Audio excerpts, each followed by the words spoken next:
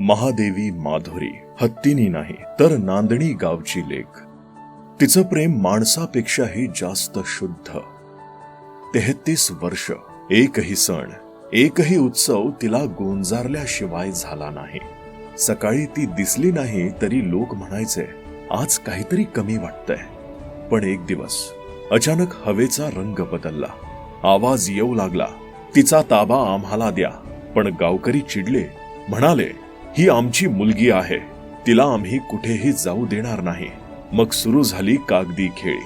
तिच्या आजाराचे रिपोर्ट दाखवले गेले आणि तिच्यावर अन्याय होतोय म्हणून न्यायालयानं आदेश दिले.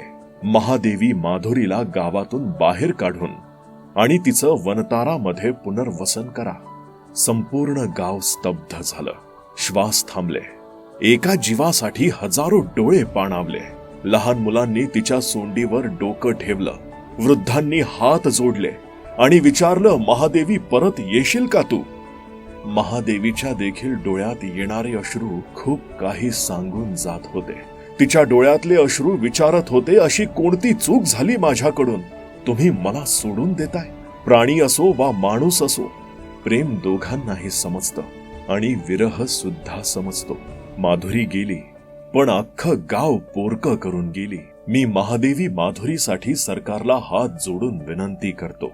मागचे 33 वर्ष ज्यांनी पोटच्या लेकरासारखा तिला सांभाळलं, त्या महादेवीला गावकऱ्यांकडं, त्यांच्या कुटुंबात सुपूर्त करा.